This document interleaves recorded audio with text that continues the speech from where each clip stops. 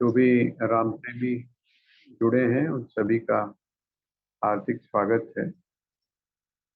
हम पहले सत्र में स्वामी राम के एक प्रवचन के बारे में विचार कर रहे थे, जिसका आपको विषय बताया था। वो विषय था मूल आध्यात्मिकता तथा मानसिक शक्तियाँ। और उसमें अध्यात्म का अर्थ हमने काफी तरीके से समझने का प्रयास किया। अब था मानसिक शक्तियों का। और जो संदर्भ हमारा चल रहा था वो ये चल रहा था कि जिसको आप मानसिक शक्ति बोलते हैं, ये वास्तव में है क्या चीज। क्योंकि आपका जो मनस है, आपका जो अंतःकरण है, उस अंतःकरण में बहुत सारी संभावनाएं हैं, लेकिन वो संभावनाएं जागृत कब होती है, जागती कब। तो कहते हैं वो तब जागती हैं जब आप आत्मा के संपर्क में आते हैं। क्यों? क्योंकि आत्मा जो है वो मूल स्रोत है। और जब आप मूल स्रोत के साथ में जुड़ते हैं तो वो आपके जीवन में एक चमत्कार वाली स्थिति आती है। वैसे तो एक बड़ा अच्छा उदाहरण दिया गया है, आपने उसको सुना भी होगा कि यदि आप जिसको बोलते हैं आकाश के मार्ग से चढ़कर जब आप किसी भी चीज को देखेंगे, जैसे आजकल आपने देखा होगा ड्रोन का उपयोग हो रहा है। ये जो ड्रोन है, जब ड्रोन नहीं था अर्थात इस प्रकार का कोई इंस्ट्रूमेंट हमारे पास नहीं था, तो आपने इसमें रामायण में एक चीज पढ़ी होगी। और वो क्या थी? वो थी गीधहि दृष्टि अपार। कि जो गिद्ध होता है उसकी जो दृष्टि है वो बहुत दूर तक जाती है। एक तो दृष्टि दूर तक जाती है, दूसरा जिस समय वो आकाश में होता है तो बीच में कोई अवरोध नहीं होता, बीच में कोई रुकावट नहीं होती, इसलिए उसको सारी सारी चीजें बड़ी स्पष्ट रूप से दिखाई देती है। जो व्यक्ति आत्मा के साथ जुड़ता है, आत्मा का मतलब क्या है कि थोड़ा सा ऊपर की तरफ बढ़ना। और जब आप ऊपर की तरफ बढ़ते हैं तो नियम वही काम कर रहे हैं प्रकृति में, लेकिन आपको क्योंकि पता चल रहा है, आपको क्योंकि दिखाई दे रहा है, इसलिए हम ये मान लेते हैं कि नहीं, इस व्यक्ति में मानसिक शक्ति ज्यादा है।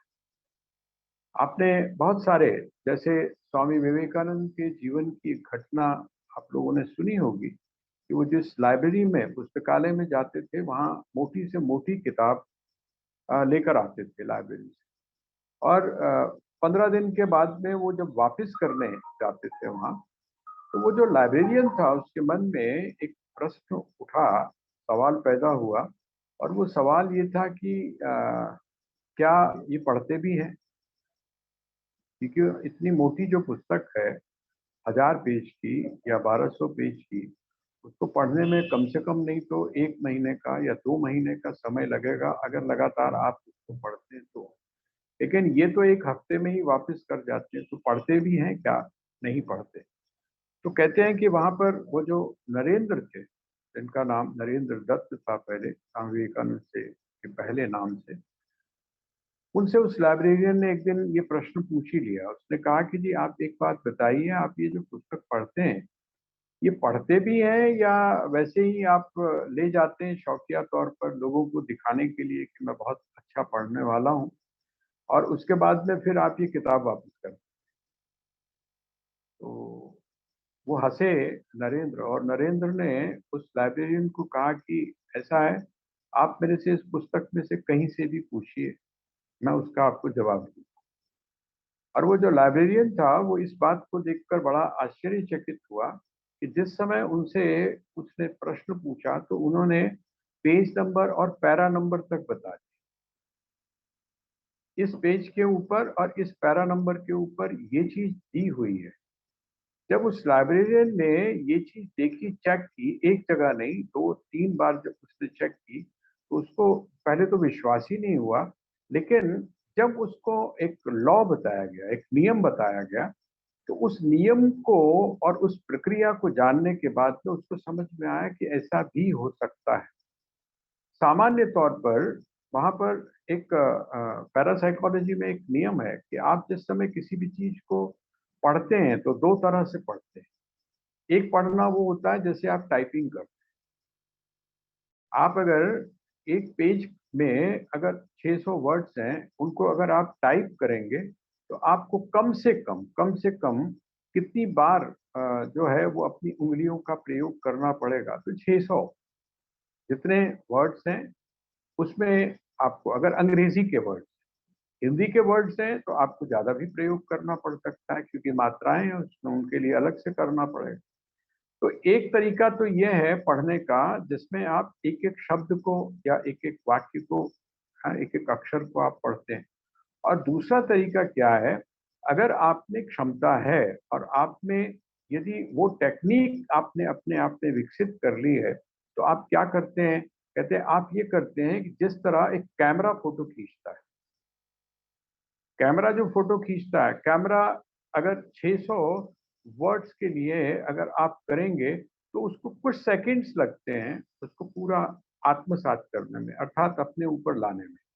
कहते हैं इसी प्रकार की जो यौगिक प्रक्रियाएं हैं, योग के द्वारा जिस समय आप अभ्यास, एक विशेष प्रकार की ट्रेनिंग आप अपने मस्तिष्क को या आप अपने अंतःकरण को दे देते हैं, तो उसमें स्वाभाविक रूप से मानसिक शक्तियां आ जाती हैं। आपने देखा होगा बहुत सारे लोग ऐसे हैं जो 40-40 जो संख्याएं हैं उनको याद कर लेते हैं। हमें नहीं, हमसे याद नहीं होंगे, हमसे तो अपना फोन नंबर तक नहीं याद होता है। और अब जैसे जैसे हमने अपने मस्तिष्क का प्रयोग कम करना शुरू कर दिया है, आपने भी महसूस किया होगा कि कभी कभी तो ये हालत हो जाती है कि आपसे पूछा जाता है कि आपका नंबर क्या है, तो आप नंबर नहीं बता पाते हैं अपना। खास करके अगर 2 नंबर हैं तो एक नंबर तो आप बता देंगे, दूसरा नंबर आप नहीं बता पाते हैं, आप मोबाइल के अंदर चेक करके दूसरा नंबर बताते हैं। तो ये सब क्या चीज है, ये है मानसिक शक्ति। और ये मानसिक शक्तियां किस प्रकार हैं, जो अभी है सामने है, सांसारिक। लेकिन एक मानसिक शक्तियां वो हैं जिसको हम कहते हैं कि जो अव्यक्त है। अव्यक्त का अर्थ है जो अभी दिखाई नहीं दे रहा, ये आपसे रिलेटेड है। लेकिन एक जो संसार है या एक जो जगत है वो इस प्रकार का है जो आपको दिखाई नहीं दे रहा। वो कौन सा है, वो उसी के बारे में हमने यहाँ पर जब चिंतन किया तो हम क्या पाते हैं। इसमें आप जो अगर आपके पास में होगा तो एक है संग्रह और दूसरा है त्याग। स्वामी जी कहते हैं कि जिस समय आप किसी भी कर्म को करते हैं तो उसके पीछे 2 लक्ष्य होते हैं, एक तो संग्रह का लक्ष्य होता है और एक त्याग का लक्ष्य होता है। संग्रह का मतलब यह है कि आप इकट्ठा करते हैं, और त्याग का मतलब होता है आप जानते हैं, जानने की कोशिश करते हैं, और जब आप जानने की कोशिश करते हैं तो वो चीज अपने आप ही छूट जाती है। त्याग का मतलब ये नहीं है कि आप किसी चीज को छोड़ें। अगर आप किसी भी चीज को छोड़ रहे हैं, इसका मतलब उस वस्तु का महत्व आपकी दृष्टि में रहेगा, लेकिन अगर वो चीज छूट जाएगी, वो छूटती ही तब है जबकि उसकी सार्थकता आपके जीवन से समाप्त हो जाए। मैंने आपके समक्ष एक बार करपात्री जी की बात की होगी। तो करपात्री जी महाराज जो थे, उनसे किसी ने पूछा कि जो त्याग है, इस त्याग का अहंकार किसी भी व्यक्ति में क्यों होता है। त्याग का जो अहंकार है वो किसी व्यक्ति में क्यों होता है, तो उसका उन्होंने बड़ा सीधा सीधा एक जवाब दिया था।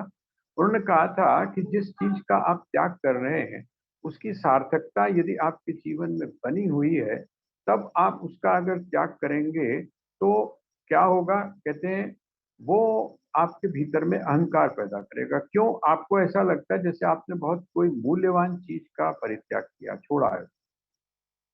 उसके लिए हमारे यहाँ संस्कृत में खास करके जो वेदांत की प्रक्रियाएं हैं उनमें एक शब्द का प्रयोग किया जाता है, उसको बोलते हैं हेय।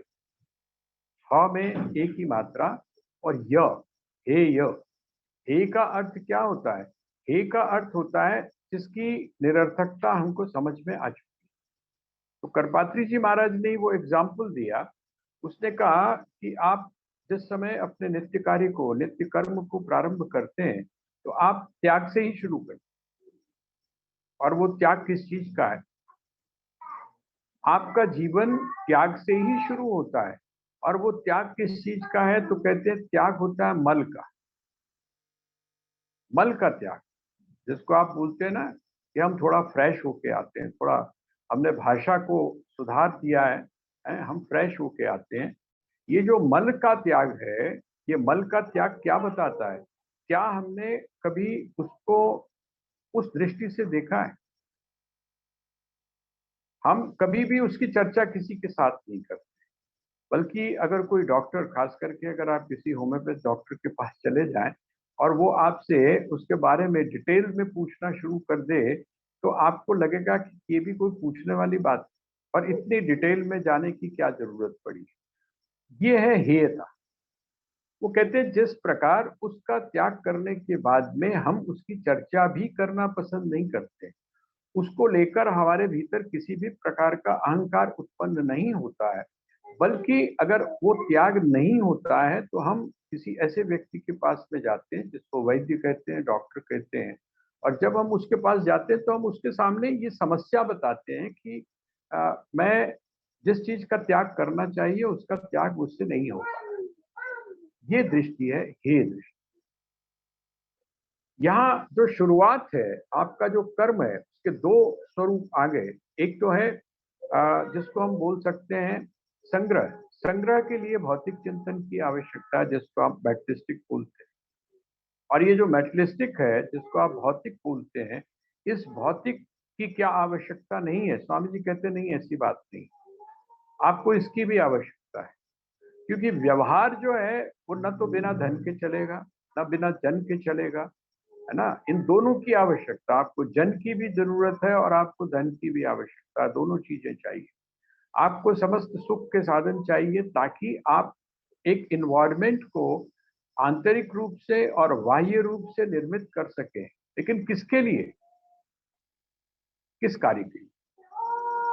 अगर एक विद्यार्थी को मानसिक रूप से, अर्थात उसकी क्षुधा पूर्ति होती है, उसको अच्छे वस्त्र मिलते हैं, एक अच्छा वातावरण मिलता है, वो किस काम के लिए?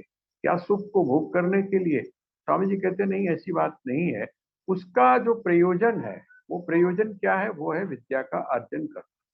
इसी प्रकार से जो भौतिक समृद्धि है, उस भौतिक समृद्धि की जो उपयोगिता है, वो आपके साधना के स्वरूप को लेकर यदि है, इसका मतलब स्वामी जी का मानना है कि वेदांत कहता है कि जितने भी आपके कर्म हैं, उन सारे कर्मों का जो लक्ष्य है वो संग्रह नहीं है, इकट्ठा करना नहीं।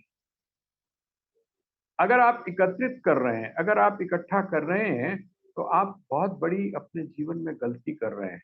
क्यों गलती कर रहे हैं? क्योंकि वो इकट्ठा रहेगा नहीं। स्वामी जी का एक एक ग्रंथ है, कलेक्शन किया हुआ, उसका नाम है नैतिक कथाएं। स्वामी जी ने जो बीच बीच में जो एग्जाम्पल्स दिए हैं नैतिक नीति से संबंधित, और बड़ी प्रैक्टिकल वहां पर उदाहरण है।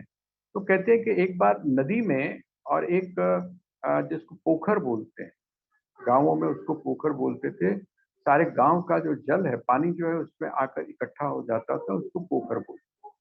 उसमें और नदी में एक चीज एक दिन बातचीत हुई, तो वो जो पोखर था उसने कहा नदी को, कहते तू बड़ी बेवकूफ है। कहते क्यों? कहते बेवकूफ है, तू लोगों में बांटती फिरती है, प्रयास करती है, चलती है, ऊपर से चलती है। कहाँ से? वो जो ग्लेशियर है, उस ग्लेशियर से चलती है, और अपने स्रोत से चलने के बाद में तू अपने अस्तित्व को जाकर समुद्र में मिला देती, खारा कर देती। कितनी लंबी यात्रा करती है, तेरे को क्या जरूरत पड़ी है? देख मुझे, देख मुझे, तू देख मैं क्या हूं। तो कहते हैं मैं तो ना तो चलती हूँ, जिसको पानी पीना होता है वो मेरे पास आता है, मैं अपने आप किसी को नहीं देती। तो वो जो नदी थी उसने कहा बहन ऐसा है, जो तू कर रही है और जो तू मुझे आलोचना कर रही है, ऐसा है कुछ समय के बाद में मिलेंगे। और जिस समय कुछ समय के बाद मिले, कब? जब बरसातें नहीं थी, जब गर्मी पड़ने लगी, तो क्या हुआ? वो जो पोखर था, उस पोखर का पानी समाप्त हो गया, खत्म हो गया। और वहां पर क्या आ गया? पानी की जगह वहां पर जो दलदल है और जो जो कीचड़ है उसने ले ली। पानी वहां का गंदला हो गया, और नदी जो है वो वैसी की वैसी, नदी वैसी की वैसी है। तब नदी ने उससे पूछा, ये तुझ में और मुझ में अंतर है। स्वामी जी वहां पर एक एग्जाम्पल देते हैं, वो कहते हैं कि बिल्कुल इसी तरह से हमारा